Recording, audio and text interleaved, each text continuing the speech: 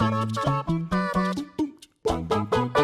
guys, Jules here for WhatCulture.com, and I want to talk to you today about Batman, or more specifically, his one rule. The rule that's meant to be the difference maker between him and the scum that infest within Gotham's grimy toes. The rule that states, Batman don't kill.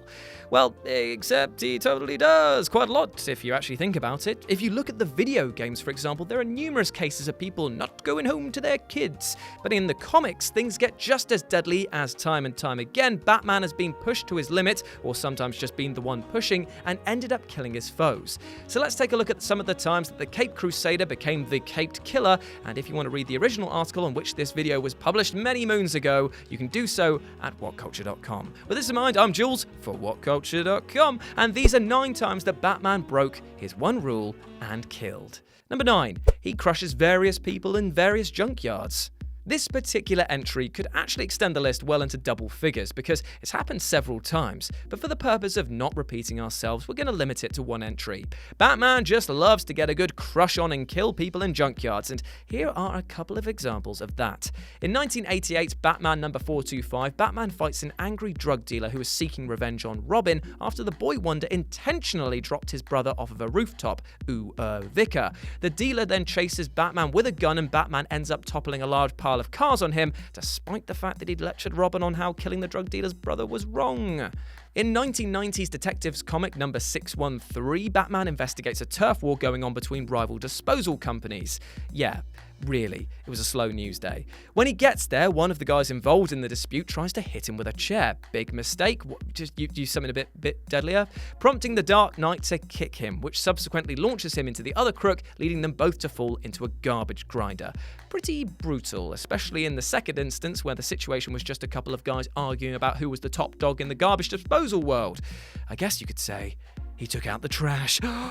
Number 8. Leaving Ras al Ghul to die. Batman Begins. 2005's Batman Begins was a reboot of the origin story of Batman, which served as the first of 3 movies in Christopher Nolan's Dark Knight trilogy. In the movie, Bruce Wayne becomes Batman, having been taught the skills required to do so by Henri Ducard, a man representing the mysterious group known as the League of Shadows. Little did Bruce know that Henri Ducard was actually the alter ego of Ras al Ghul, a man who wanted to make the world better in slightly harsh draconian ways, and as a result leads to the two ending up having a scrap. And yes, by the way, I am going to call him Ras just because he does, they call him that in the DC Comics world. Christopher Nolan changed it when it came to his films, and it's always been known as that, so suits my dong massif. Let's go on.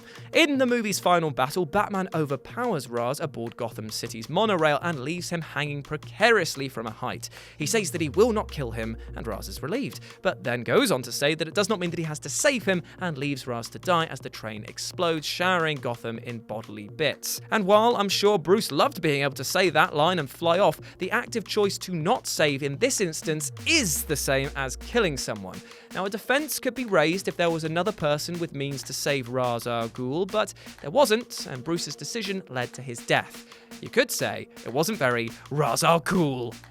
Number 7. Blows up Axis Chemicals when it's filled with henchmen. Axis Chemicals was a chemical plant in Gotham City created by Tim Burton for his 1989 Batman movie. It was also the place where Jack Napier was submerged into a vat of toxic chemicals despite Batman's attempts to save him, and subsequently transformed him into the villainous Joker in that particular continuity.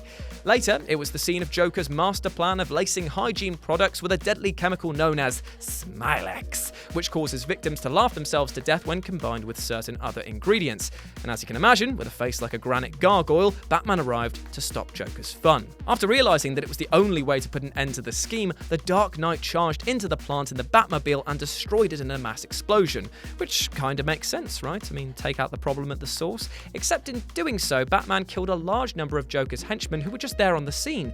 I tell you what, the life of a henchman or woman in Gotham must absolutely suck, and despite being the gooniest of goons in the goon caliber, they probably didn't deserve the sudden death that Batman delivered to them.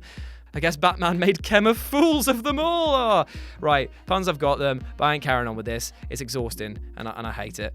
Number 6. Buried KG Beast alive, 10 Nights of the Beast. The KG Beast, not just what we call your mum down the pub, there's my one per list, by the way, the KG stands for Knob Gobbler, was an assassin sent by the Soviet Union in a 1988 comic to kill, amongst other key figures, President Ronald Reagan.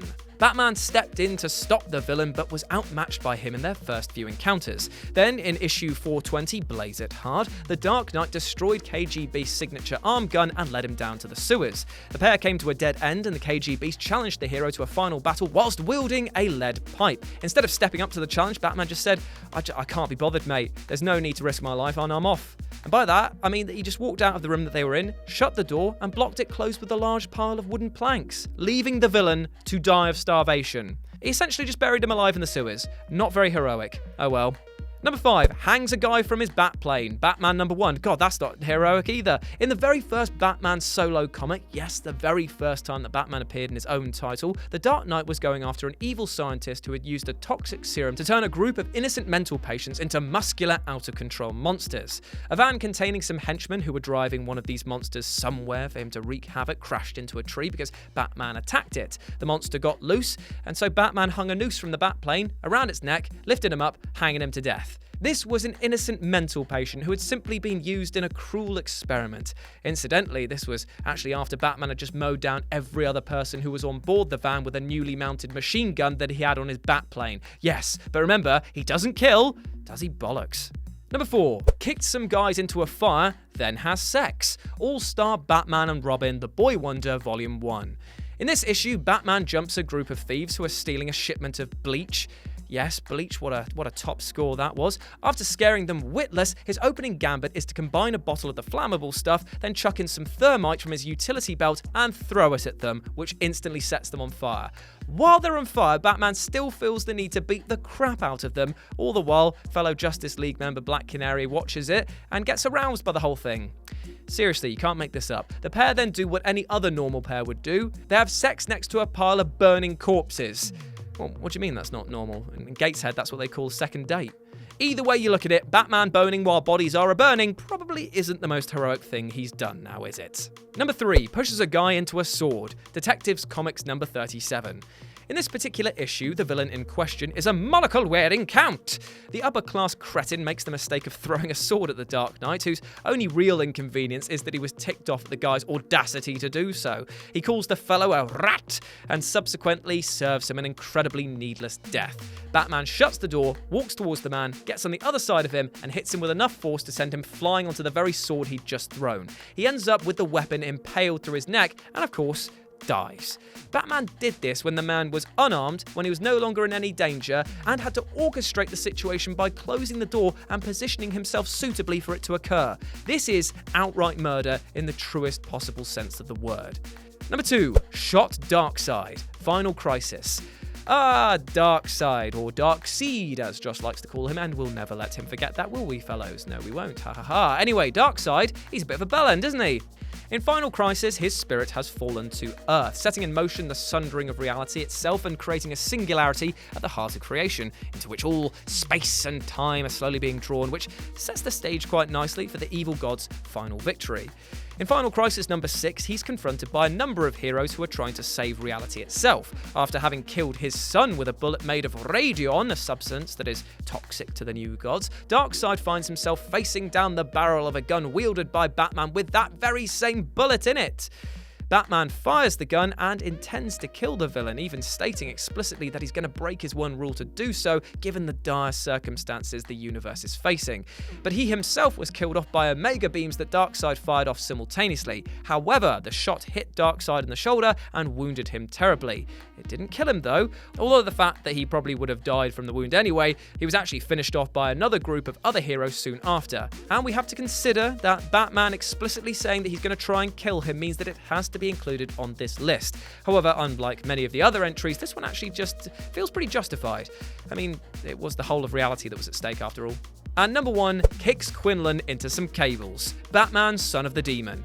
Quinlan Landor was the godchild of Ras al Ghul and his wife. The pair would look after him as a youngster while his parents went away on missions who worked for Ras. They died whilst on a mission, and Quinlan blamed Ras, and then he started behaving really weirdly, and Ras's daughter Talia wanted him to get out of the house, and she kick him out, there's little bags and there's little hobo bindle, go away. But Ras couldn't bring himself to do this, because I don't know why, he just didn't want to. And that resulted in the death of his wife, because Quinlan basically pushed her into an early version of the Lazarus Pit, which killed her. Good move there. Then he fled, re-emerging years later as a terrorist. He set into motion a plan to use a weather satellite as a weapon against Earth, whilst also seeking eternal life as he was dying, for which he sought out Ras al Ghul's help. In attacking Ras, he caused Talia to lose an unborn child, Eep, that of Batman's bigger Eep, which prompted Batman to join the fight against him. When Quinlan tried to kill Ras with sparking electrical cables, Batman pushed him into them, electrocuting and therefore ending his life. I guess you could say it was particularly shocking. Oh, there we go. Back with a final one. Knock it out of the park. I'll go now.